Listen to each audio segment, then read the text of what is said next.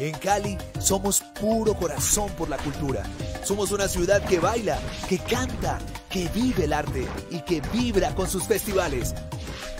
Ahora más que nunca nuestra cultura sigue viva y por eso se transforma para vivir en casa nuestras tradiciones.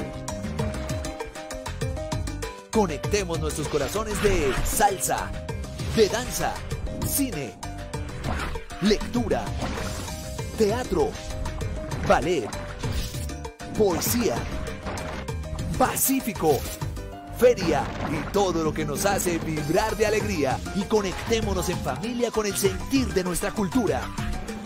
Festivales de Cali 2020.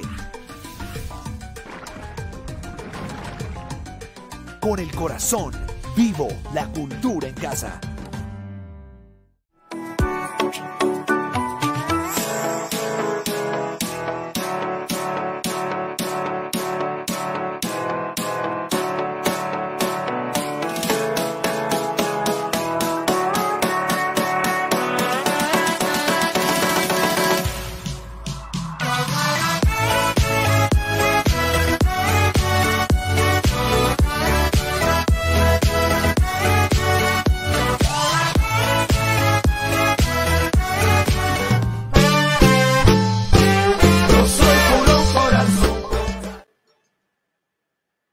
Bueno, buenas noches a todos y a todas. Muchas gracias por acompañarnos en esta última clase magistral que corresponde al módulo de montaje y postproducción. Muchas gracias a Cultura Viral de la Secretaría de Cultura. Y pues así estamos dando cierre a las clases virtuales del Diplomado en Producción Audiovisual de Estudios Takeshima.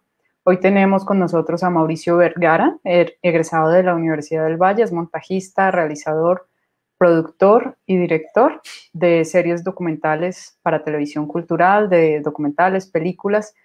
Y pues Mauricio ha sido también docente e investigador en diferentes universidades de la ciudad. Y este año tuvo un documental seleccionado en el Festival de Cine de Cartagena que codirigió junto con Liliana Hurtado. Entonces, pues hoy tenemos a Mauricio, para que nos cuente todo esto que se hace después de terminar una película. Vale, Lina, gracias. Buenas noches, ¿cómo estás? Bueno, buenas noches, Alina, a todos los que están ahí presentes escuchando. Muchas gracias a Cultura Viral por la invitación a este espacio, a compartir un poquito como lo que, pues como ciertos conocimientos que se han ido adquiriendo a lo largo, digamos, de la carrera. Y pues la invitación es a hablar hoy en esta charla abierta sobre la postproducción y sobre el montaje, que son dos conceptos que colindan, digamos, que están como muy cerquita, digamos, el límite entre una cosa y la otra es muy difusa, pero vamos a tratar de entender el día de hoy cuál es la diferencia entre postproducción y montaje, ¿sí? Entendiendo cada uno de ellos, obviamente, de manera particular y específica. Entonces, esa es la invitación del día de hoy. Yo les propongo que me sigan en esta charla sobre postproducción y montaje y que si van surgiendo preguntas, las vayan escribiendo en los comentarios y al final, pues, tendremos un espacio para poder conversar un poquito, ¿vale? Bien, entonces voy a dar inicio, digamos, y los invito a que me sigan como en este recorrido, que espero, pues, que les abra como nuevas dimensiones sobre el asunto de la postproducción y el montaje. Voy a compartir pantalla. En este momento, por favor, me confirman si la están viendo.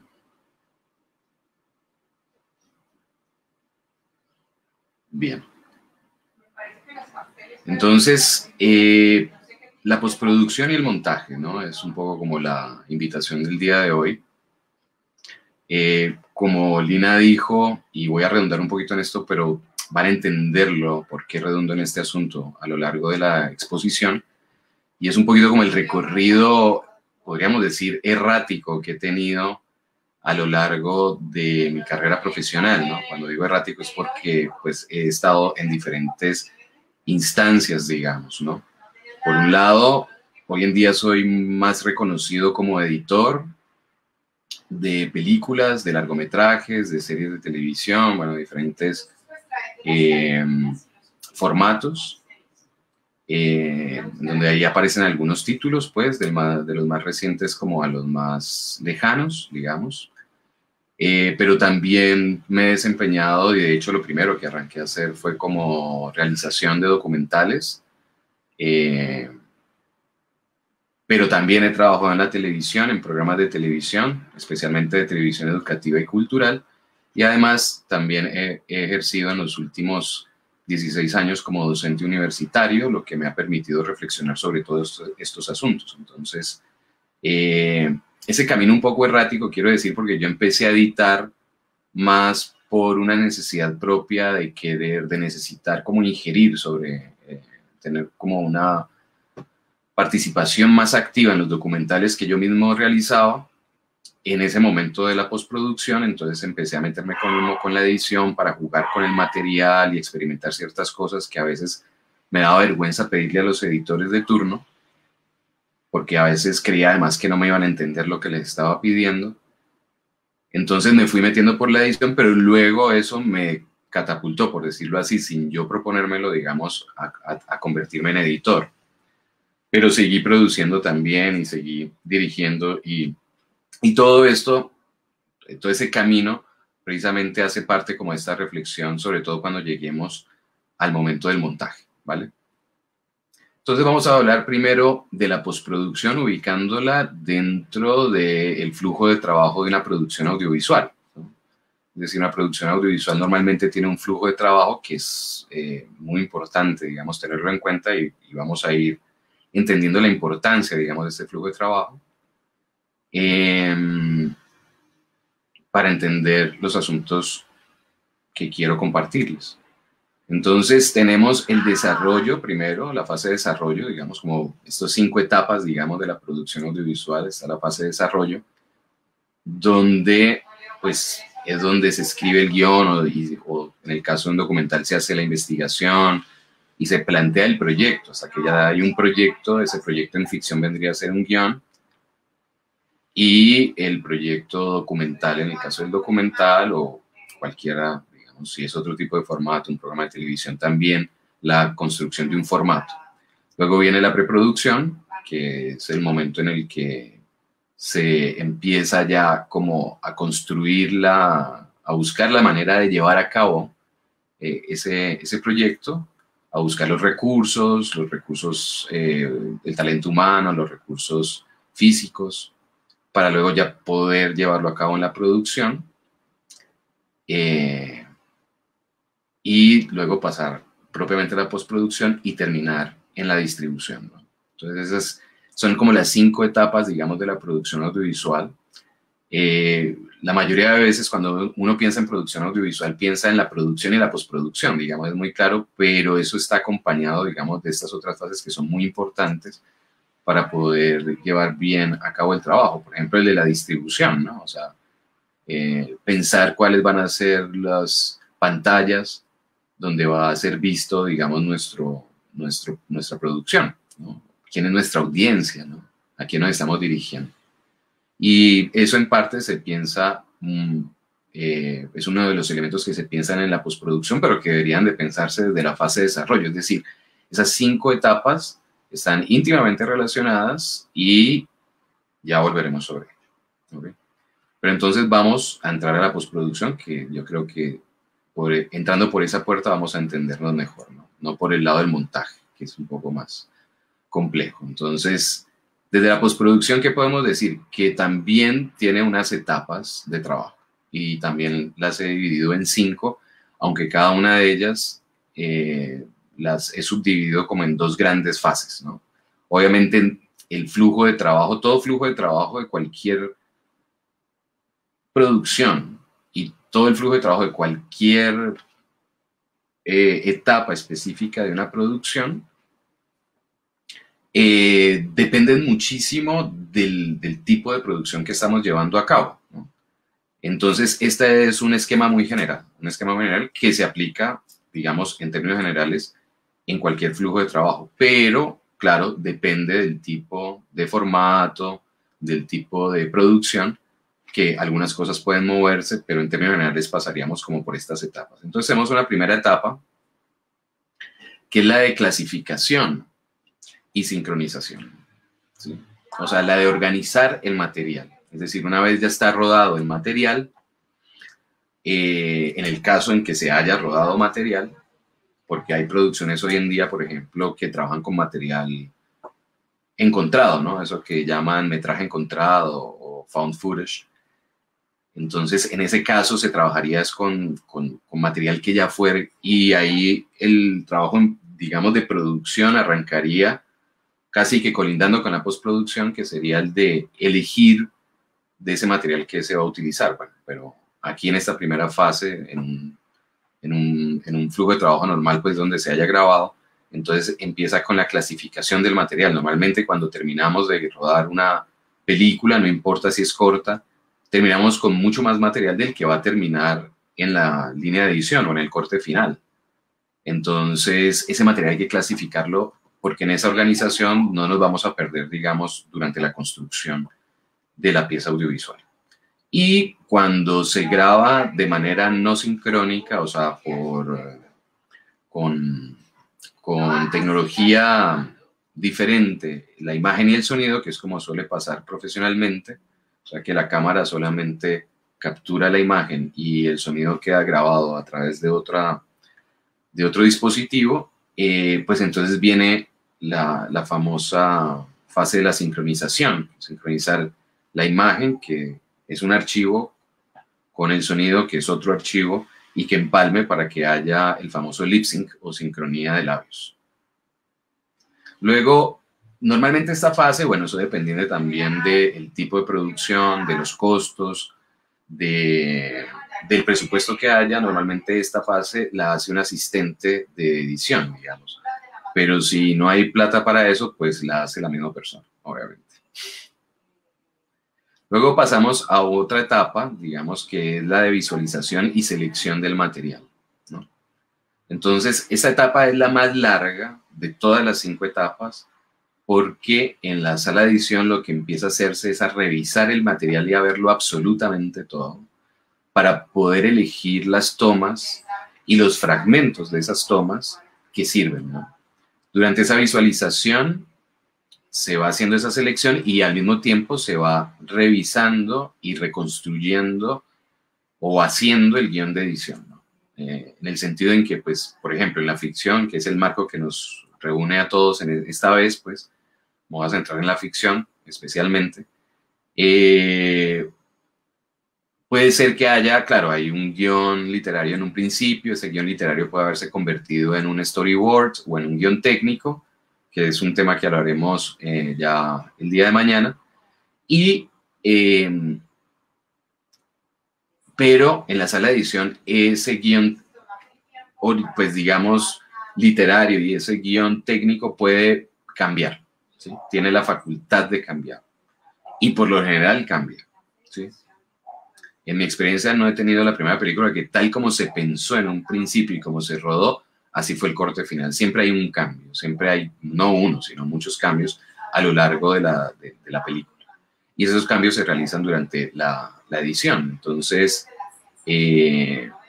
para poder saber qué cambios y qué hay que realizar, digamos, y para poder construir ese guión de edición, pues entonces hay que realizar una visualización muy rigurosa del material para poder seleccionar con mucha precisión, ¿no?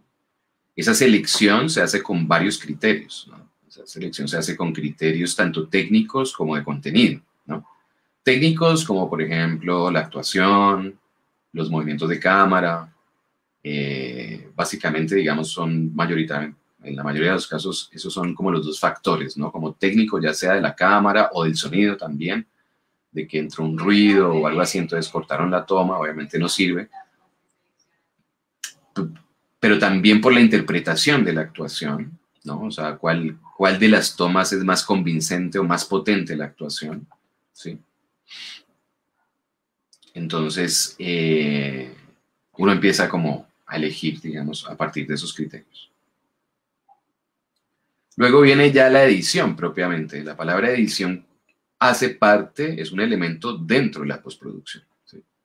La edición es una de las fases, digamos, y esta fase depende, pues, obviamente de las anteriores, ¿sí? Entonces, el editor depende de que se haya clasificado bien el material, ya lo haya hecho él o no lo haya hecho él, lo haya hecho un asistente, pues tiene que entender esa clasificación obviamente, y si lo hace otra persona, precisamente ahí es donde toca tener como muy claro el flujo de trabajo para que no se vaya a perder el editor cuando entre a trabajar, ¿no? Que el que no entienda la clasificación que hizo, digamos, el asistente de edición.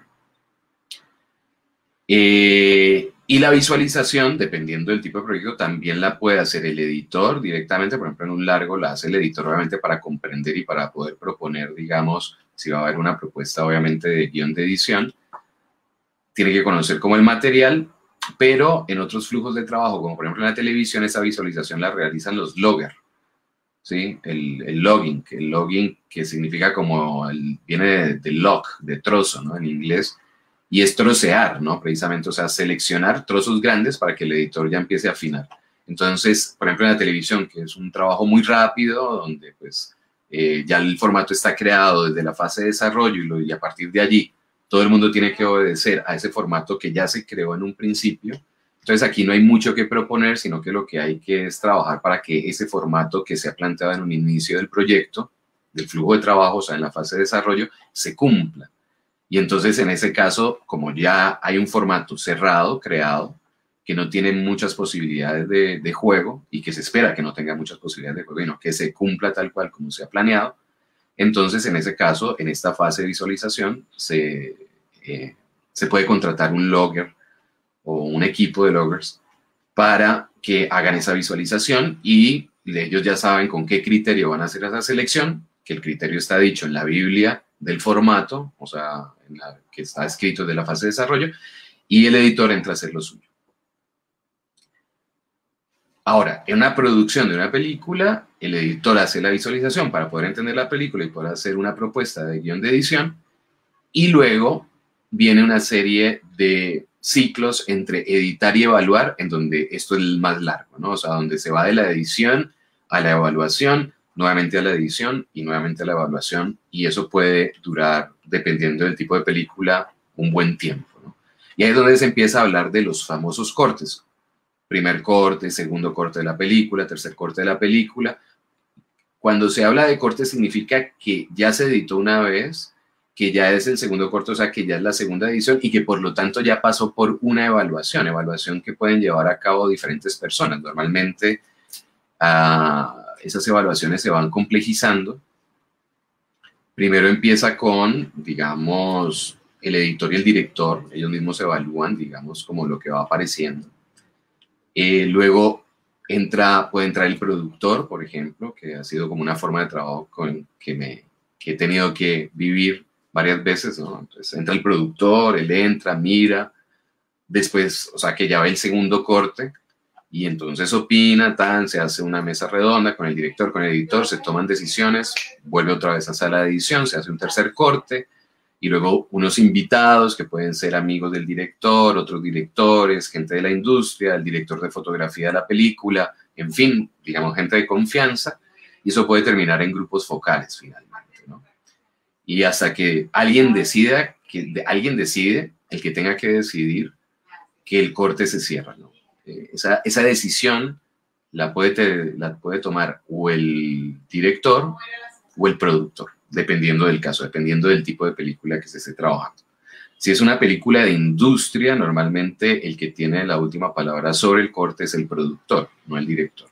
Si es una película de autor, entonces en ese caso el director toma la última decisión y dice, ok, hasta aquí, esa es la película, ya no va más. Una vez está cerrado el corte, y para poder seguir a la siguiente etapa hay que cerrar el corte, entonces se pasa a la fase que normalmente tiene el nombre de postproducción, ¿no? Es muy interesante porque esta fase que ahorita nos concentramos, la cuarta fase, normalmente tiene el nombre de postproducción, pero también postproducción es el nombre que recibe todo el conjunto de estas fases, ¿no? Pero normalmente cuando se habla de postproducción, inclusive en la industria, se relaciona muchísimo con este momento, este cuarto momento, que es el momento en que dos equipos diferentes, y esos equipos también se pueden subdividir en más equipos, empiezan a trabajar la película, unos empiezan a trabajar la banda icónica o la banda de imagen, las imágenes, y otro equipo u otros equipos empiezan a trabajar la banda sonora, ¿sí? O sea, toda la parte de sonido. En la parte de imagen, ¿qué se hace? Bueno, se hacen los efectos de imagen necesarios. Eso se conoce con las siglas de VFX en inglés, ¿no? Visual Effects. Y con la corrección de color, ¿no? Digamos, en términos generales, ¿sí? En términos generales está ese trabajo, ¿no? Obviamente también viene la titulación, ¿sí? O sea, es el momento en que se colocan los títulos. Pero entonces en este momento se le da como el look visual a la película, ¿no? Ya con los detalles, digamos, de la imagen. Y lo mismo con el sonido, es decir, en la edición se edita como con el sonido directo, a veces se introducen ciertos elementos como para poder entender los cortes de la edición, porque muchos cortes de edición solamente se entienden en relación con el sonido, y a veces para el editor es muy difícil explicar, como que no, aquí iría tal cosa, entonces para no tener que explicar, mete como ciertos sonidos genéricos para poder hacer entender cuál es su intención de edición. Pero ya en esta fase ya entra el equipo de sonido, un nuevo equipo, con el diseño sonoro, digamos, a la cabeza del diseño sonoro, pero pues ese diseño sonoro también se subdivide en equipos, en que puede pasar por el equipo de Foley, que pues aquí no hay como una especialización en eso, ¿no? Normalmente las casas que ofrecen estos servicios ofrecen todos los servicios juntos, pero donde hay industria esto sí se puede, digamos, reconocer de manera muy diferenciada, ¿no? O sea, existen empresas de Foley, por ejemplo, en Estados Unidos, en donde hay industria audiovisual fuerte, donde se mueve mucho la cosa, y hay gente que solamente hace Foley, ¿no? No hacemos diseño sonoro en el sentido de que no le hacemos todo el diseño, no. Encárguenos qué Foley necesita y nosotros se lo hacemos. No, que necesito el aleteo de un dragón. Ok, se lo hacemos. ¿De qué tamaño es el dragón? ¿De qué color es el dragón? Descríbeme el dragón y le hacemos el sonido del dragón. Entonces, pero se lleva a cabo el Foley, que es como crear sonidos, ¿no? Que no se grabaron o que no existen, ¿no? Por ejemplo, el aleteo de un dragón no existe. No se puede ir a grabar en ninguna parte, entonces toca hacerlo. O no se grabaron, o se grabaron, pero no están en la mejor calidad sonora y toca repetirlos. Está la musicalización, que obviamente estaría a cargo de un compositor musical, y de la interpretación de unos músicos, en el caso en que hubiera interpretación musical, o si no se realiza, digamos, por MIDI. Y la mezcla sonora, que es muy importante, que son como los diferentes niveles del sonido, ¿no? Cuando entra uno, cuando sale el otro. También no solamente los niveles, sino también niveles de ecualización, reverberación, digamos, todos los asuntos propios, digamos, del sonido. Arriba con el color, lo mismo, ¿no? O sea, con el color estamos hablando no solamente del color, sino de la luz, el nivel de contraste, ¿sí? El contraste visual, la temperatura de color, digamos, de la película o de las diferentes secuencias de la película. Es un tema que tocaremos en el cuarto día de nuestro encuentro y ya profundizaríamos en ello. Y finalmente viene la masterización, ¿no? La masterización y la, digamos, creación de los deliveries o los entregables, perdón. Masterización es cuando lo que hizo cada uno de estos dos equipos de manera separada llega a una misma fuente para unir nuevamente esas dos bandas, la banda de imagen y la banda de sonido, para que quede sincronizado en una sola película ya. Y luego se crea un máster que vendría a ser como la copia de seguridad de mayor calidad, y a partir de ese máster empiezan a sacarse todas las demás compresiones necesarias para diferentes medios, ¿no? Por ejemplo, esos deliveries, digamos, son más complejos precisamente que una película de cine. ¿Por qué? Porque una película de cine en principio se hace para cine, o sea que tienen que estar en un formato muy robusto para la proyección, digamos. Hoy en día con el cine digital estaríamos hablando que está en 4K o más, ¿sí? Dependiendo, digamos, ¿sí? Pero por poner un promedio 4K, Y luego toca sacar, y bueno, y se hace el tráiler de la película para cine, que estaría en las mismas dimensiones, pero luego ese tráiler también va a salir por televisión. Entonces el formato de la televisión es diferente. Y luego eso va a salir, ese mismo tráiler por redes, por redes sociales, ¿no? Por la internet. Entonces ahí ese formato es diferente. Entonces toca cuidar muy bien de ir creando todos entregables que son más pequeños para que puedan funcionar para los diferentes medios, para las diferentes pantallas, sin perder calidad, ¿no? Sin que se deteriore la calidad, pero sí haciéndolos mucho menos robustos, pues para que puedan descargarse fácilmente en el caso de las redes sociales. Entonces viene todo ese trabajo que es un trabajo muy técnico. Entonces básicamente este es el flujo de trabajo amplio y muy general de la postproducción, ¿sí? Como les digo, muchas veces la gente piensa en postproducción solamente en la cuarta etapa.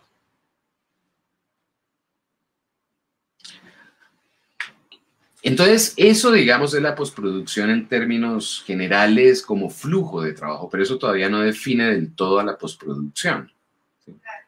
Una definición, digamos, mucho más cercana a lo que es la postproducción, podríamos encontrarla, por ejemplo, en esta definición que dice que postproducción es el término técnico que designa el conjunto de procesos efectuados sobre un material grabado, que es lo que acabamos de ver, ¿no? La edición, la inclusión de otras fuentes visuales y sonoras, las voces en off, los efectos especiales, el subtitulado, en fin, digamos, ¿no? O sea que son todos esos procesos que se hacen sobre un material que ya fue grabado, ya sea que fue grabado por mí o fue grabado por otra persona, ¿no? O sea que es un trabajo que se está realizando sobre algo que ya se hizo, ¿sí? Entonces, en ese sentido, la postproducción pertenece al sector terciario de la producción, ¿no? Que es opuesta al sector industrial o agrícola de producción de materias en bruto, porque abarca un conjunto de actividades ligadas al mundo de los servicios y del reciclaje. O sea que la postproducción es un trabajo de reciclaje.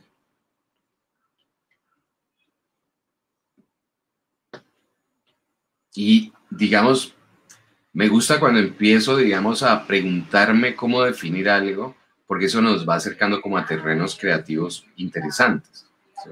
Mi afán, digamos, de definir las cosas pasa, digamos, por esa necesidad de tratar de encontrar algo que ilumine mi camino. Y ahí tenemos una definición, digamos, que nos lleva como hacia un sector o hacia un lado que puede ser interesante, ¿no? El lado, digamos, de que la postproducción siempre hace injerencia sobre algo que ya existía y que por lo tanto está del lado del mundo de los servicios y del reciclaje. Y claro, y ese es el problema en la creación durante esta fase, que es como lo que pasa a los guionistas, ¿no? Pero digamos, en espejo o al contrario, ¿en qué sentido? El guionista siempre siente, cuando no es el director de la película, que escribió un guión y se mató los sesos haciendo un guión que después se vuelve película y que nadie, después de que la película está hecha, va a voltear a mirar más el guión. O sea, que el guión fue transitorio para poder hacer una película, pero nadie va a volver sobre el guión y nadie va a aplaudir el guión, sino que todo el mundo va a aplaudir la película. O sea, que es como un trabajo que termina como deteriorándose con la realización misma de la película. En el caso de la postproducción es también paradójico porque sí hay una creación durante la postproducción, pero es una creación subsidiaria de lo que ya existía. O sea, si no existe primero la producción, no podría crearse en la postproducción. O sea, que depende de la producción y por lo tanto también se vuelve a veces un poco invisible, pero desde el otro lado. Entonces, esto del reciclaje me lleva un poco a hacer una asociación con el mundo del arte. Y aquí voy a dar como un brinco, digámoslo así, ¿no? Un salto epistemológico como un poco abrupto, pero espero que más adelante me puedan comprender hacia dónde los quería o hacia dónde los quiero llevar, ¿sí? Entonces, iniciado el siglo XX, aparece... hay una revolución, bueno, hay muchas revoluciones. El siglo XX es un siglo que emerge en un mundo convulsionado en muchos aspectos, ¿no? Y entre esos aspectos está convulsionado, digamos, por la misma concepción de arte que empieza a crear una ruptura con la concepción de arte que se venía trayendo desde el Renacimiento. Y dentro de esos artistas aparece Marcel Duchamp. Y Marcel Duchamp, digamos, instaura, o ¿sí? Hace oficial, digamos, con sus procedimientos estéticos, este asunto de los ready-mades, como estos dos ejemplos que estamos viendo en pantalla, ¿sí? Entonces tenemos estos dos objetos artísticos, ¿no? Como escultóricos, pero que tienen una condición especial, y es que él lo que hizo fue coger objetos que ya existían y simplemente hacer una intervención para poder trasladarlos o quitarles su funcionalidad y trasladarlos al mundo del arte. O sea, como que cambiar su campo semántico, por decirlo así, ¿no? Y entonces, en el gesto de coger, por ejemplo, un orinal y desempotrarlo, que además tampoco lo desempotró él, mandarlo a desempotrar del baño, de un baño, cambiar su posición, o sea, no volverlo a empotrar, porque al volverlo a empotrar volvería a tener de alguna manera como su funcionalidad de orinal, y dejarlo acostado de esa manera como lo vemos en el piso, lo transmuta, además con la firma de R. Muth y el año, con todos estos gestos, y ahí llamo la atención sobre esta palabra, gestos, ha trastocado y ha convertido algo que era una cosa, la ha convertido en otra cosa. ¿Sí? Como por un acto de magia, digamos, a través de unos gestos específicos como los que he nombrado. O si no, está el de la silla con la rueda de bicicleta, que hay un ensamblaje de dos elementos que normalmente no encontraríamos ensamblados y que no tienen ninguna funcionalidad ellos dos juntos. O sea, la silla, al tener la rueda de bicicleta, pierde la funcionalidad para la cual está hecha, que es sentarse, porque ya uno no se puede sentar allí, y pues la rueda definitivamente tampoco tiene ninguna funcionalidad allí, porque nunca va a tocar el piso, ¿no? Entonces, digamos que se transmuta, digamos, como el objeto, ¿no? Con objetos que ya estaban hechos. Y a través de unos gestos específicos cambia completamente no solamente la función, sino la significación, digamos, de esos objetos. Un ejemplo que me gusta mucho del mismo Marcel Duchamp tiene que ver con esta intervención que hace con la imagen de la Gioconda de Leonardo da Vinci, ¿no? En esta intervención, ¿sí?, lo que podemos ver es la misma imagen de la Gioconda o de la Mona Lisa, pero entonces, en este caso, Duchamp le ha agregado, digamos, unos bigotes y como una chivera.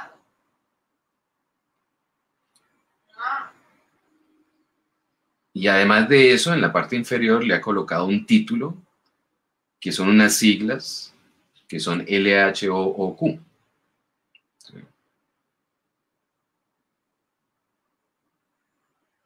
Entonces, nuevamente, el mismo procedimiento lo que hace es tomar algo que ya existe, una imagen que ya hace parte, digamos, del ideario, del capital cultural, digamos, de la sociedad, y lo interviene, ¿no? Lo interviene de esta manera.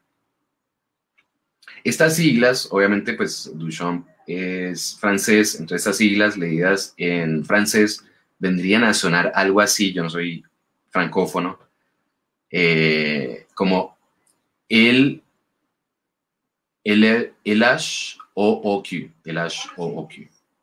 ¿sí?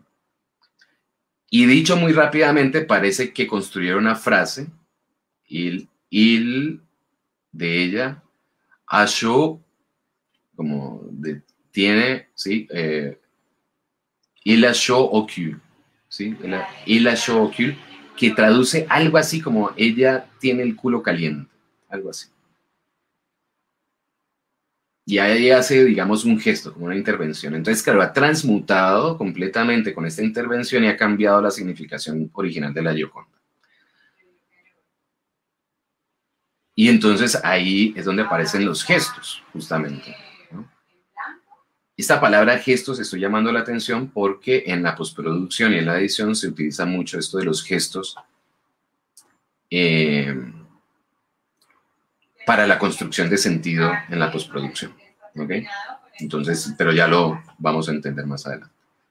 Ahora, ¿qué gestos ha hecho Duchamp en este caso para tener como resultado esta propuesta artística de él? Bueno, lo primero es que le ha tomado una foto al original. Entonces, no estamos frente a una intervención del cuadro, sino que estamos frente a la intervención de una fotografía del cuadro. Y digamos, eso es importante, como entenderlo. Lo otro es que ha intervenido esa imagen a partir de la reproducción fotográfica y además hay una intervención nominal a partir de estas siglas que aparecen ahí. Pero luego, más adelante, o sea, un tiempo después de haber hecho esta obra, él hace esta segunda obra en donde volvemos a ver la misma imagen, pero esta vez no tiene bigotes, esta vez no tiene mustache, pues, ni tiene la chivera, sino que se asemeja más a la original, solamente que esta vez sí vemos más claramente que es un soporte fotográfico, de hecho es una fotografía que está ahí pegada en el soporte original de la obra, o sea que el gesto de la reproducción fotográfica se hace más evidente y le deja las iniciales de el Shookyu, pero le agrega una palabra que es hase, que significa algo así como rasurado. O sea, que rasuró al anterior, o sea, como haciendo un gesto de, bueno, la anterior, ¿se acuerdan cómo la dejé? Bueno, ahora la acabo de rasurar y al rasurarla, la devuelve a su imagen original, ¿no? Entonces, fíjense cómo es de sagaz Duchamp, más allá que uno le guste o no le guste este tipo de arte, fíjense lo sagaz en términos de postproducción, y es que con este gesto último lo que ha hecho es deconstruir el gesto que hizo anteriormente para reconstituir parcialmente la obra, pero la obra se ha reconstituido después de haber pasado a través de él. ¿Sí? O sea, es una vuelta de canela, por decirlo así, en términos de significación, pues muy brutal, ¿no? Como un juego allí simbólico muy interesante. Y esos juegos simbólicos, digamos, están muy relacionados con la postproducción, justamente, ¿no?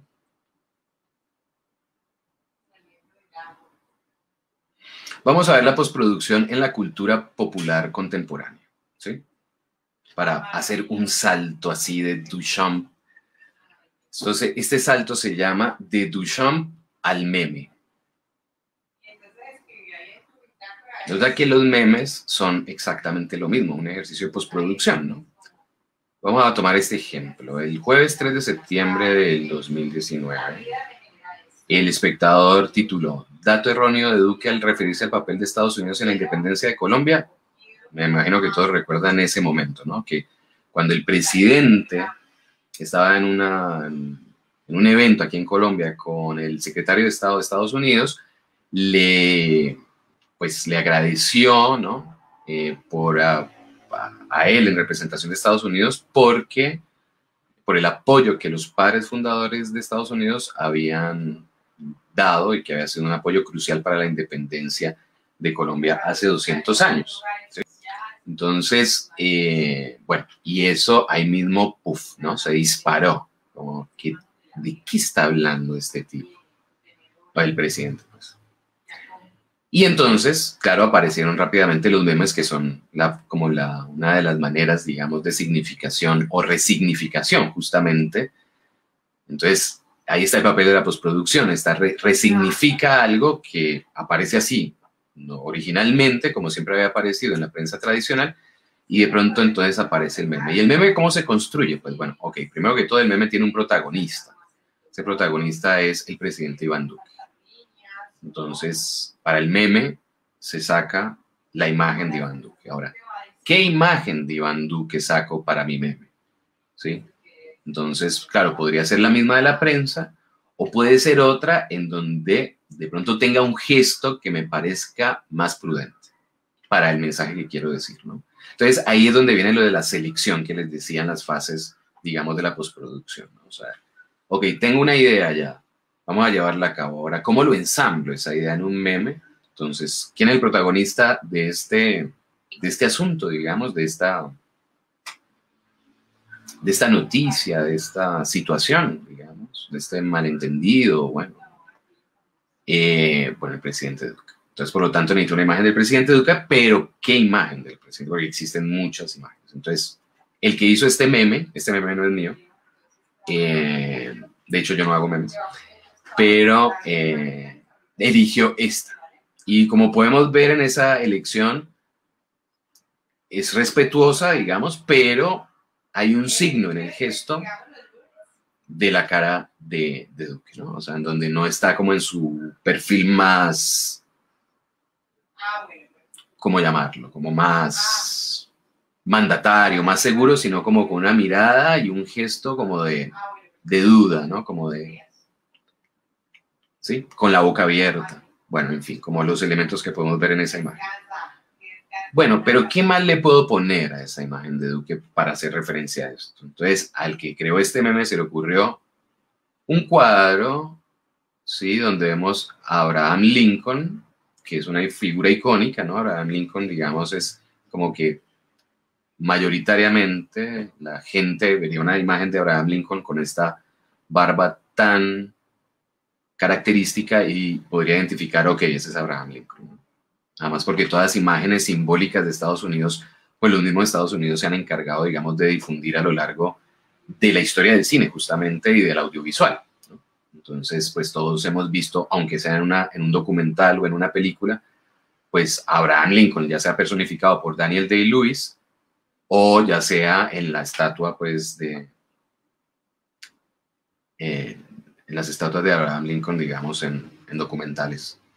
Entonces, ahí tenemos, digamos. Entonces uno dice, ok, ahí está Abraham Lincoln, además en un cuadro que existe, este cuadro es real, digamos, donde está haciendo como un juramento y hay como un evento público, como algo así como la independencia.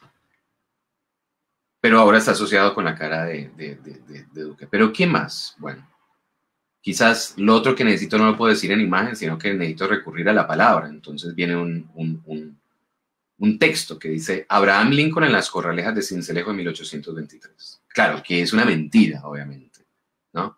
Pero entonces aquí es donde empieza a aparecer la broma, empieza a aparecer el chiste, digamos, cuando creo la relación, una relación errática, obviamente porque es una parodia, porque es una ironía. Entonces, de la interpretación de este cuadro, ¿no? Tan errática como lo que quiere señalar, como lo errado que fue el pronunciamiento del presidente Duque, ¿no? Entonces empiezan a jugarse con lo errático, justamente, ¿no? Y el que hizo este meme lo quiso no cerrar allí, sino complementarlo con otra imagen acá al lado de Amparo Grisales, posando en algún almanaque, qué sé yo, dónde habrá sacado esa imagen. De hecho, la estoy buscando y no la encontré en internet, con una bandera de Estados Unidos de fondo. Y pues Amparo Grisales, dentro de la cultura colombiana, está muy ligado como con la torpeza, ¿no? Ha adquirido como esa, o sea, como una mujer bella pero torpe, que todo lo que dice es errático, ¿no? Para afianzar esta idea de lo errático, digamos, del pronunciamiento del presidente. Y bueno, y finalmente le coloca su sello al creador, y aquí le doy los créditos al creador de este meme, ¿no?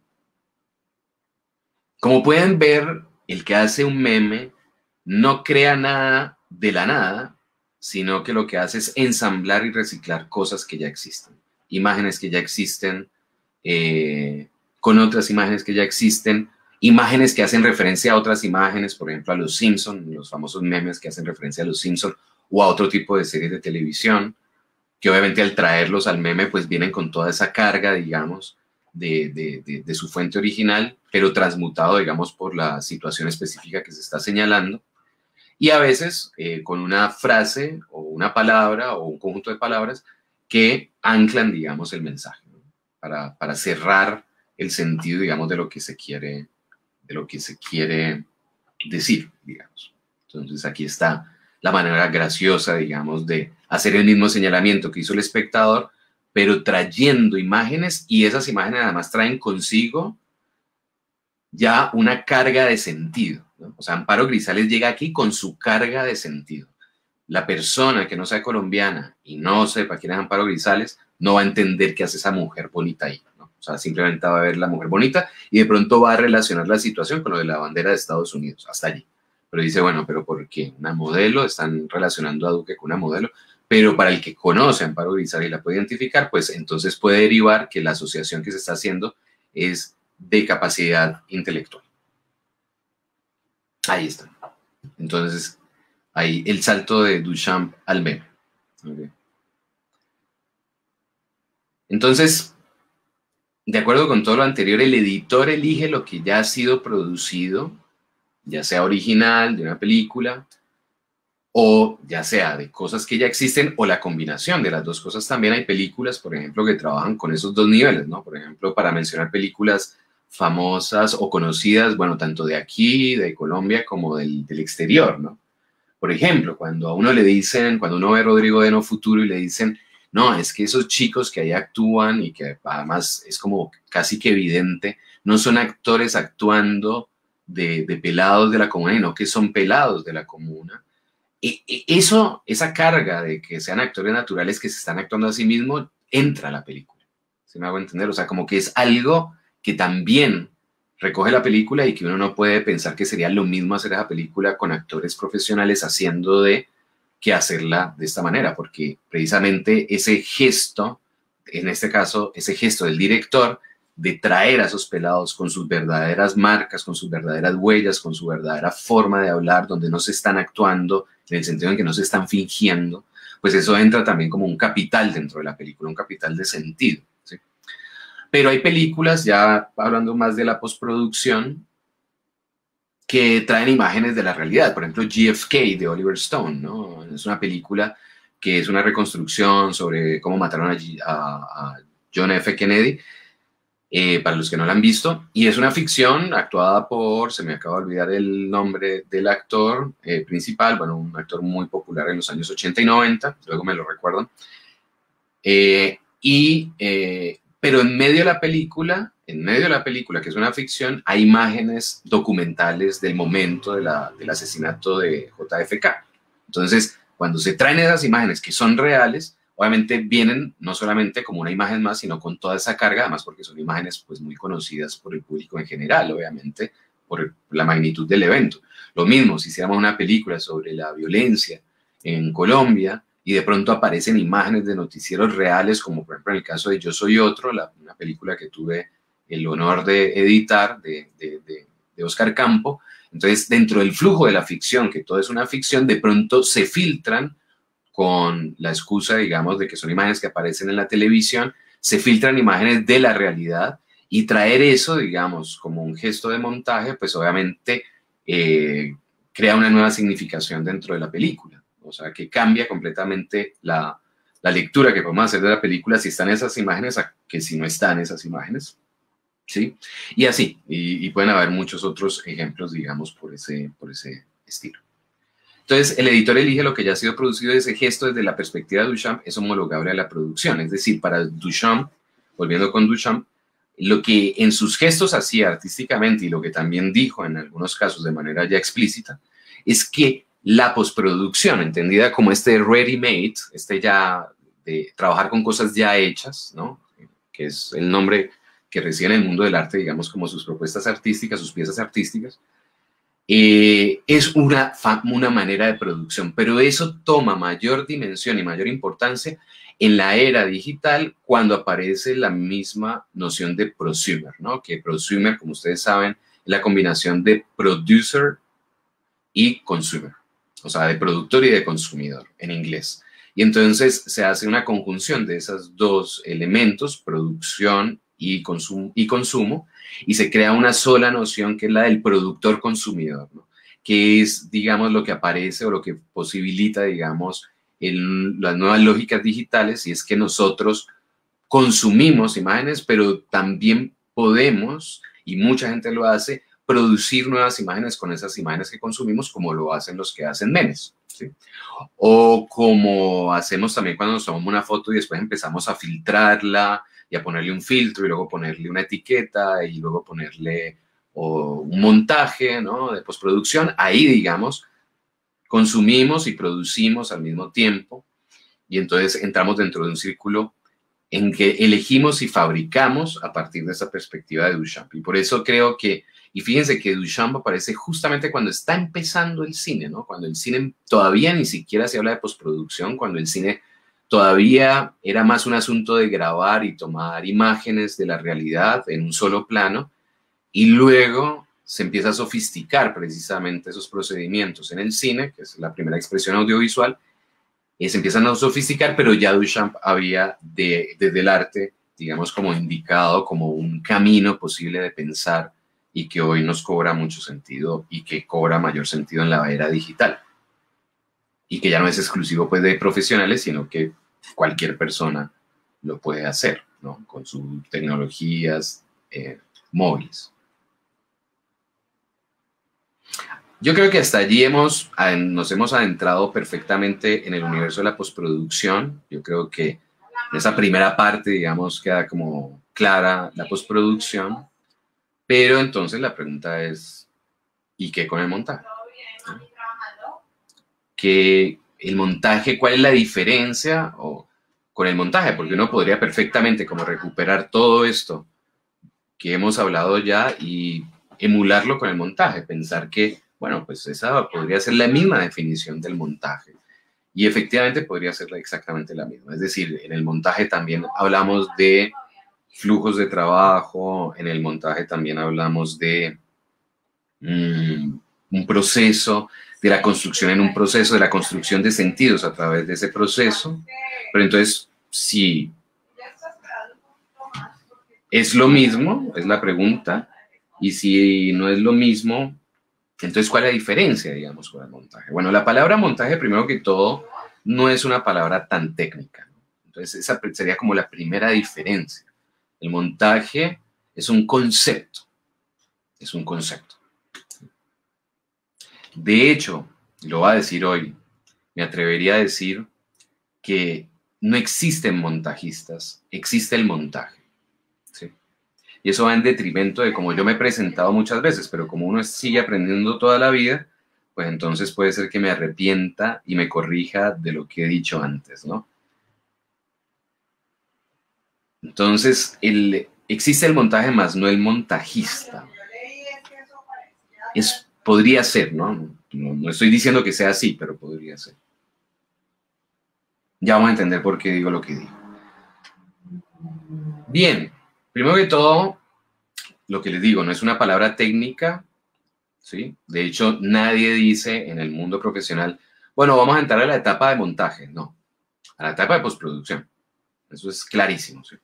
Pero sí se habla mucho de montaje. ¿Cuándo aparece la palabra montaje? Primero que todo, habría que ubicarla, digamos, en el tiempo y en el espacio. ¿Cuándo empieza a hablarse de montaje y quiénes empiezan a hablar de montaje?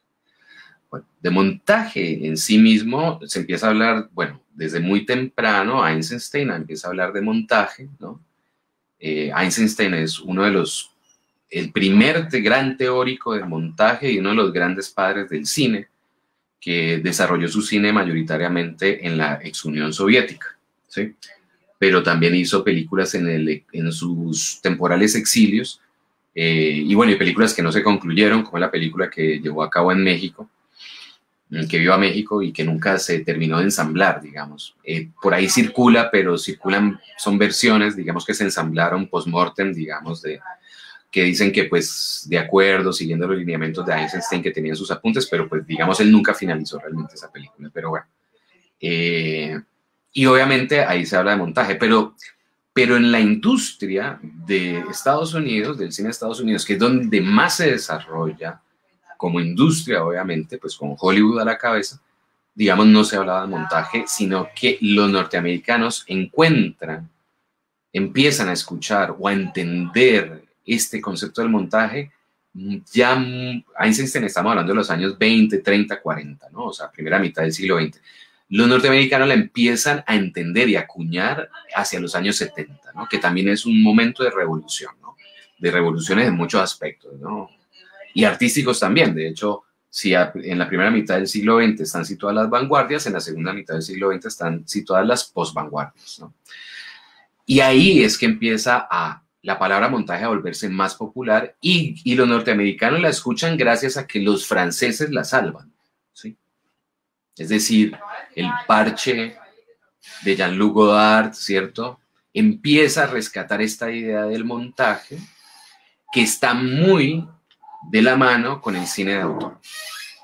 Ustedes saben que en los años 60, 70 empiezan a aparecer nuevas expresiones de cine, conocidas como los nuevos cines en general, y que aunque están muy relacionadas, digamos, con países, el nuevo cine alemán, la nueva ola francesa, el neorrealismo italiano, bueno, realmente en su orden el neorrealismo italiano primero, pero bueno, no importa, digamos, el cinema novo en Brasil, la experiencia en Cuba también, de todas maneras eran expresiones muy, muy de autores, ¿no? O sea, la expresión, unas más, sí, como más en conjunción con lo social, sobre todo las latinoamericanas tienen una movida muy social, todas tienen una movida muy social, de todas maneras, porque hay un ámbito de revolución social, pero también de mucha autoría, ¿no? Y en Estados Unidos empiezan también a aparecer autores propiamente cinematográficos, como John Cassavetes, por nombrar algo. Entonces ahí es donde empieza a tomar forma este concepto del montaje en ese marco, digamos, de referencia histórico y en esas condiciones de producción, porque cuando hablamos de montaje, ¿sí?, en ese marco histórico empezamos a hablar, digamos, de unas lógicas de producción diferentes. ¿Por qué? Porque estamos hablando en el marco del cine de autor, en donde todo cambia. No solamente el concepto de montaje, pues en relación con la postproducción, porque sigue habiendo postproducción de todas maneras, sino que cuando emerge el concepto de montaje, lo que emerge es una nueva manera de ver cómo hacer una película, ¿sí? Inspirados un poquito en una frase de un editor como es Jack Whitta, que es el editor de una película de 3 películas que son las 3 películas de los 3 colores, blanco, rojo y azul de Kieslowski, ¿sí? Entonces, pues un señor editor, mejor dicho. Jack Whitta, por ejemplo, nos dice esta frase, ¿no?, que dice: la manera de hacer cada corte concreto viene sencillamente determinada por la naturaleza de conjunto del montaje. O sea, que cada corte está determinada por algo más grande, o sea, que el montaje está por encima de la edición, ¿sí? O sea, que tiene que ver con algo más abarcador, como una sombrilla de sentido que determina la manera como yo monto la película, como edito la película, perdón, ¿sí? Pero eso afecta a todos los órdenes, ¿sí? Eso afecta a todos los órdenes. Todos los órdenes de desarrollo, preproducción, producción, postproducción y distribución de la película. O sea que el montaje es un concepto que abarca, digamos, toda la producción de la película. Por decir algo, ¿cómo voy a hacer mi película? ¿La voy a hacer financiada por fondos? O sea, participando, digamos, en una especie de competencia. ¿La voy a hacer porque la empresa privada le va a meter plata? ¿O la voy a hacer con plata que voy a robar del banco? ¿Sí? Me disculpan pues como la pregunta, el ejemplo, pero es simplemente para poder tener puntos de comparación disímiles, ¿no? Entonces, ya esa decisión cambia completamente la estructura de la película, ¿sí? ¿Por qué? Porque si mi película va a financiar la empresa privada, pues mi película de alguna manera tiene que ser políticamente correcta con la manera de pensamiento de la empresa privada, a menos de que yo le meta un gol a esa empresa privada, haga la película que me da la gana, pero obviamente con las consecuencias que eso tendrá, y es que esa empresa no me va a volver a financiar y además me va a hacer muy mala fama, ¿no? No, lo voy a hacer por convocatoria, significa que estoy dejando mi película en manos de unos expertos, ¿sí?, cualquiera que ellos sean, que por más de que la convocatoria sea lo más justa, no estoy hablando de corrupción ni nada de eso, de todas maneras son personas que tienen una forma de pensar de lo que debería ser una película. Y si mi manera de ver mi película no coincide con esa manera de esos jurados, que además yo no elegí, sino que eligió la convocatoria, pues entonces no voy a tener película. ¿Sí me hago entender? Entonces, claro, lo que quiero indicar aquí un poco con esta torsión, digamos, argumentativa, es que en el montaje uno tiene como claro como todos los diferentes aspectos y decisiones para hacer la película, ¿sí? Y está a lo largo de toda la película, hasta esos mínimos detalles, ¿sí? Por ejemplo, si en la convocatoria a mí me dicen, bueno, ven, haz tu ficción, pero no puedes usar imágenes que aludan a la violencia de género y pues entonces ya la convocatoria me empezó a montar la película. ¿Sí me hago entender? No estoy diciendo que esté mal, simplemente que es así, ¿sí? Porque ya me pone unos límites, o sea, papi, usted haga su película, pero esto no, de aquí para allá no, de acá para allá no, y de allá para allá tampoco, o sea, que nos quedamos en este campo. Entonces, allí ya la convocatoria está haciendo un procedimiento de intervención de montaje, ¿sí? Digamos, para tener claro eso, simplemente. No estoy juzgando que esté mal, no estoy juzgando que esté mal. Bien. Pero también yo cómo concibo la historia, pero también cómo la produzco, ¿no? Por ejemplo, hay muchos directores que tienen clarísimo que las decisiones de producción son las más importantes, ni siquiera el guión. ¿Sí? Hay directores que piensan que lo más importante que hay que pensarse para hacer una película son las decisiones que se toman en la producción en estos términos de montaje. Voy a poner un ejemplo. Hay un director que se llama Lars von Trier, danés, y él, bueno, es un director que ha sido muy famoso por dos motivos, porque ha sido muy aclamado, ganador del Cannes y de muchos premios, digamos, magníficas películas.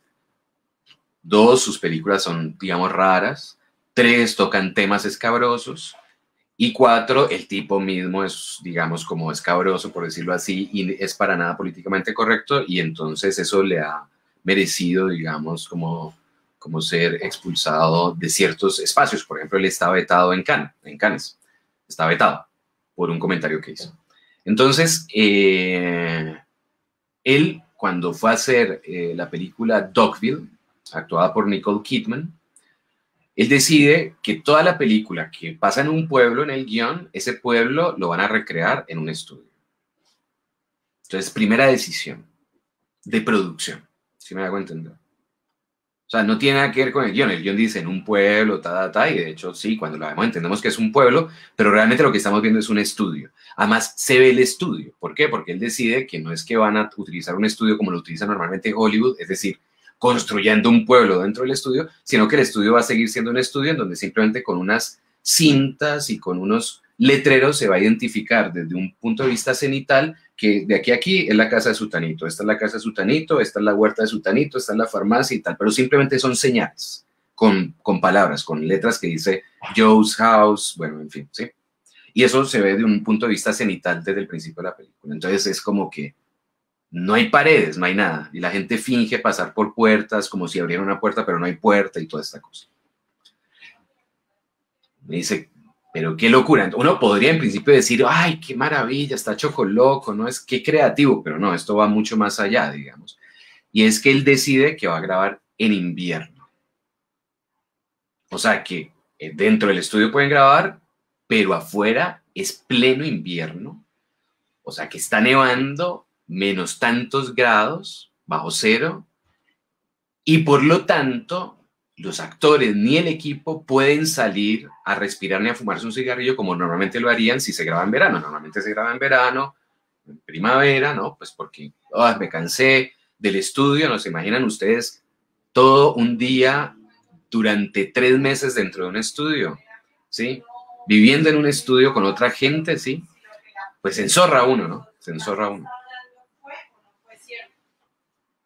Entonces, claro, al decir grabar en invierno, pone una condición al rodaje a todo el mundo. Y es, de aquí no van a poder salir. Sin necesidad de decir, vea, de aquí no pueden salir. No, es que el clima no los va a dejar salir. ¿Y eso qué provoca en los actores? Pues una sensación de claustrofobia, es decir, de empezar a odiar a sus colegas y a sus compañeros de trabajo. ¿Y de qué trata el guión? De un grupo de seres humanos que vienen a un pueblo y que empiezan precisamente a tener exactamente esa misma reacción. O sea, que lo que trata de hacer Lars von Trier es crear en realidad lo que quiere conseguir para la película, que es una ficción. Entonces, por ejemplo, eso son decisiones de producción que tienen que ver con el montaje, justamente. Pero también hay decisiones de montaje en la postproducción. Por ejemplo, en muchos casos, uno recibe películas que de pronto han perdido el camino, ¿no? Eso pasa muchas veces, ¿no? Se graba una película con una intención y en el camino se va perdiendo, se va desdibujando esa intención por una y mil cosas, mayoritariamente presupuestales, en donde quizás el director precisamente no hizo conciencia de que estaba tratando de hacer algo que no le iba a alcanzar la plata que tenía para hacerlo, pero que insistió en hacerlo y no le funcionó como esperaba. Entonces, pues finalmente termina unos roches. Roches son el material original, digamos, el material grabado. Terminan allí, pero no con lo que se quería lograr específicamente. Entonces, en ese momento, en la sala de edición, se realiza un proceso de montaje que es precisamente reencontrar el camino o dibujarle un nuevo camino a esa película que ya está grabada. Y ahí es donde el montaje es más claro, digamos, en la postproducción, ¿sí? A veces con efectos de postproducción tan brutales, ¿no? Como convertir un día en noche a través de la colorización y el trabajo de corrección de color. O sea, como que, no, esta escena funciona mejor si fuera de noche, pero ya no se va a volver a grabar, entonces volvámosla de noche en postproducción, ¿no? Y en sonido también, obviamente, en postproducción visual y sonora. Entonces, temperatura de color, contrastes, si es posible, pues por el tipo de iluminación, no cualquier imagen se puede volver de noche, pues así como mágicamente. O digamos que toda se podría volver, pero con mucho trabajo y mucho presupuesto de todas maneras, para convertirla. Pero si la imagen lo da fácilmente, uno puede fácilmente convertir un día en noche y pasar la escena a noche, ¿no? Por poner un ejemplo. Entonces, ahí, digamos, empieza uno a reconstruir ese guión que les decía y ahí hay un gesto de montaje que tiene que englobar y que tiene que entender el sentido general de la película, ¿sí? Entender el sentido general como de la película. Entonces, como les decía, cuando aparece el cine de autor, esto tiene más sentido. ¿Por qué? Porque en el cine de autor empieza a concebirse la película como un ser vivo que está en permanente construcción. En el cine de industria no. En el cine de industria, la película, como decía Alfred Hitchcock, después de que está escrita, ya está hecha. Todo lo demás es carpintería. Esa es una frase de Hitchcock. Yo creo que exageraba el viejo, ¿no? Para ser un director tan prominente, ¿no? Pero es una frase de él. Él decía, no, yo escribo, ya está listo el guión, están listos los planos, yo como director no tengo ya nada más que hacer. Que los demás hagan la carpintería, que es llevar a cabo el plan que ya se hizo. Pero esa es la manera de pensar de la industria, ¿sí? O sea, que cada quien sabe lo que tiene que hacer. O sea, el director de fotografía no tiene que inventar, sino que, ¿esto qué es? Luz día, listo, luz día. ¿Y esto qué es? Día sol, sí. O día nube, no, día nube. Entonces, listo, hace día nube y ya. ¿Sí? O sea, es como un problema técnico y de solucionar cosas de manera muy rápida, ¿no? Donde no hay esta cosa, pues, como de, no, esperemos, analicemos, pensemos nuevamente, no. En el cine de autor, claro, todo es más flexible, no es una fábrica de películas tan fábrica, que es algo de lo que se quejaba Jean-Luc Godard precisamente, sino que es más un terreno de experimentación y aquí es donde lo que les digo empieza a volverse, a filtrarse, a resquebrajarse esa estructura tan sólida de la fábrica y a entrar por las grietas, digamos, como estas posibilidades creativas en los diferentes momentos y empieza entonces a construirse esta noción de montaje, ¿no? Propiamente, que es de experimentación en el guión, de experimentación en la preproducción, de experimentación en la producción, de experimentación en la postproducción, de experimentación en la distribución misma, ¿no? No pasando por los canales normales, digamos. Y obviamente que toda esa construcción, esas experimentaciones construyen una coherencia, que son gestos que aportan para la película, ¿no? Que aportan para la película. Dicho en palabras de Walter Murch. Walter Murch, quien cita primero a Robert Bresson, ¿no? Walter Murch es un editor aún vivo norteamericano muy importante, además que viene del sonido primero. El trabajo como Walter Murch empezó con la postproducción de sonido y luego se volvió editor. Y Robert Bresson es uno, o quizás el director más importante para los franceses de toda la historia del cine. Entonces Murch recuerda a Robert Bresson, quien decía: tu película, 3 vidas y 2 muertes. Un poco haciendo referencia a este último proceso que estamos hablando. Nace en tu cabeza y muere en el papel. Eso pasa en la fase de desarrollo. Nace en tu cabeza y muere en el papel. Es devuelta a la vida de nuevo durante el rodaje, donde es asesinada en el celuloide. Y después resucitada en el montaje, donde se abre como flores en agua. Esa es la cita de Robert Bresson. Es una cita que pueden encontrar en el libro Notas del cinematógrafo de él, de Robert Bresson, que se pueden conseguirlo gratuitamente online, ¿no? Para descargarlo en PDF. Ahora, Walter Murch complementa esta idea y dice: por último, yo añadiría una 4ª vida a la lista de Bresson, ¿sí? La película es resucitada de nuevo cuando es mostrada al público. El público frecuentemente aporta a la película emociones, reacciones o experiencias que los cineastas nunca hubieran sospechado. Eso es muy normal, ¿no? Cuando uno hace una película, o cuando hace una película en cualquiera de sus fases, puede ser que uno entienda una película, pero cuando va a la sala y lo ve con el público y ve las reacciones de la gente, uno dice: uy, yo no me había imaginado esto, ¿sí? Entonces uno se sorprende de lo que la gente ve en la película y lo que le suma, digamos, en la lectura de esa película. Entonces fíjense que en estas 2 frases, la de Robert Bresson y la de Walter Murch, que lo cita y lo complementa, pasamos por todo el flujo de trabajo de la producción de una película, entendida desde la perspectiva del montaje. ¿Sí? Entendida desde la perspectiva del montaje. Es decir, como un proceso, como un laboratorio permanente de construcción de sentido, una máquina de sentido que está en permanente construcción en sus diferentes momentos. Por lo tanto, los garantes del montaje de una película, como les decía, son muchas personas, no una persona. ¿Sí? O sea, como que, por eso digo que lo de montajista, ¿no? Porque a menos de que sea un autor que escribió la película, la dirigió y la editó y la actuó y la postprodujo, y bueno, pues sí, ahí sí como que, sí, el circo de Condorito, ¿no? O sea, atendido por su dueño, el malabarista es Condorito, todo el mundo, todos los roles los hace Condorito. Sería la única posibilidad, pero normalmente una película, bueno, en las películas colombianas normalmente el director la escribe, ¿no? Eso es como una especie como de, ¿cómo decirlo? Como de vicio. No sé, qué pena. Lo paro ahí, no quiero crear un juicio, ¿no? Pero digamos es como un denominador común, más bien, para decirlo de alguna manera, más objetivo, de una manera más objetiva.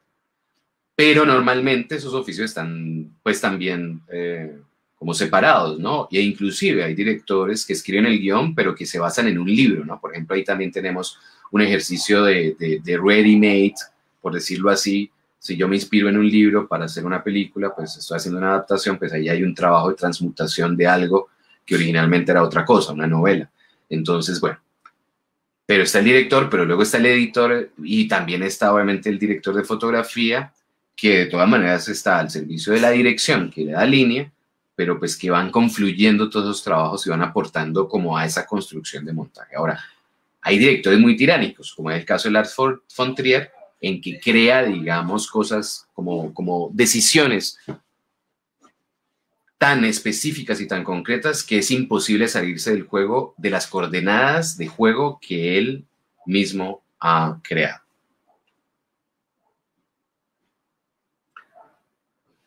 Bien.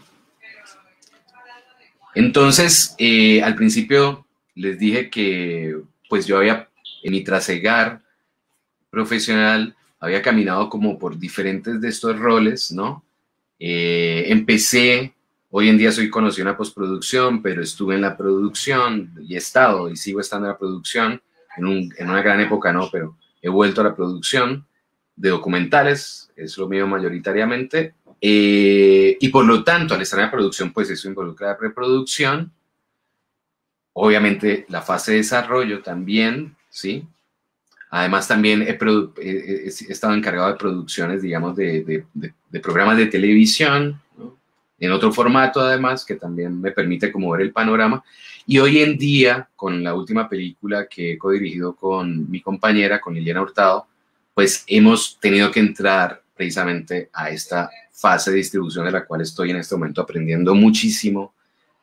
Y yo creo que estamos aprendiendo muchas personas todavía este campo de la distribución, porque normalmente uno piensa que la distribución es ir a Cine Colombia y decirle, por favor, me pone la película, y pues Cine Colombia te dice sí, no, y si te dice sí, te pone las condiciones y ya, ¿no? Pero no hay otra manera de pensar la distribución. Bueno, eso es lo que estamos tratando de explorar precisamente, y yo creo que en esta época de pandemia hemos aprendido bastante pues con la distribución de películas online, que obviamente no es lo mismo que ir a ver una película en una sala de cine, pero bueno, ahí se van diversificando como formas. Entonces, más o menos en ese panorama de mi vida sigo entendiendo y sigo estudiando y sigo haciéndome preguntas sobre todo este asunto del montaje, pues que es como mi mayor preocupación. Obviamente la postproducción me encanta y sigo también aprendiendo, pero este asunto del montaje cada vez me llama mucho más atención porque creo que es lo que define la manera como podemos hacer películas, ¿sí? Que podamos además hacerlas.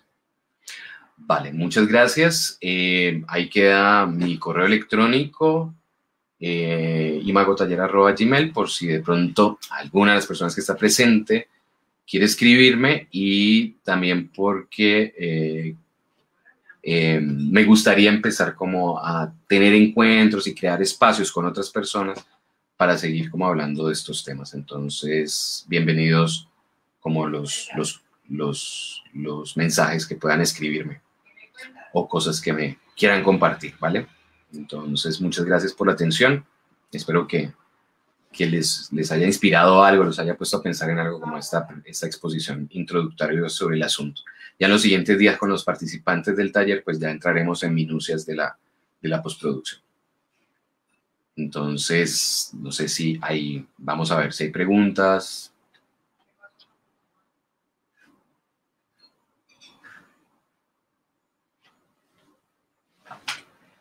Bueno, ¿quién decide cuándo el corte final? Bueno, lo dije hace un rato, el corte final está en manos dependiendo del tipo de película, ¿sí? Por ejemplo, la gente que hace cine de autor decide no volver a depender de los productores y por lo tanto ellos se vuelven productores de sus películas, como también muchos directores de Colombia han decidido hacerlo. ¿Para qué? Para no tener que depender de las decisiones del productor, porque en principio, por ley, las películas pertenecen, o los dueños de la película son los productores. Eso dentro de la legislación, y eso ya tiene que ver con el marco jurídico, digamos, de cómo se maneja esta cuestión de los derechos de autor en nuestro país. En consonancia, obviamente, con acuerdos del mundo también, ¿no? O sea, en consonancia y los derechos de autor, por ejemplo, son de esas leyes que están cambiando internacionalmente mucho más fuertemente, ¿no? Porque se van sofisticando, por lo que la misma industria va transmutando, se va ampliando, y entonces las leyes tratan de regularlas con algún fin, digamos, específico, ¿no? Crear una regulación con un fin específico. En principio uno diría que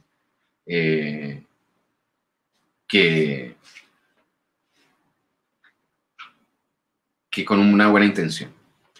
Pero normalmente el dueño de la película es el que cierra. Ahora, puede ser que mi acuerdo con mi productor, que yo tenga un productor, y mi acuerdo tácito con él o explícito desde el principio, o sea, vos sos el productor, pero yo cierro la película, y el productor confía tanto en mí que dice, sí, no, Fresco, el corte final es tuyo. Pero lo tengo que hablar y negociar. Pero como un productor ve la película como un producto del cual quiere sacar ganancias en términos económicos, obviamente, y bueno, digo, el director también debería de quererlo, pero para el productor eso es importantísimo. Entonces, él puede pensar, no, este corte no me va a funcionar para el público. ¿Sí? Por ejemplo, hay muchos casos en la historia del cine y por eso empiezan a salir estas versiones del Director's Cut, ¿no? O sea, como los Blu-rays y los DVDs con el corte del director, que es precisamente donde no hubo una intervención, digamos, del productor, sino que esa era la que se había imaginado el director. Y por lo general, cuando uno ve esos cortes, o son más violentos o son más pesimistas, o sea, como que uno entiende por qué el productor dijo, no metamos eso porque va a ahuyentar al público más amplio, ¿no? Y como pues las ganancias de una película depende de la cantidad de audiencia, vos no querés ahuyentar a nadie. Perfecto.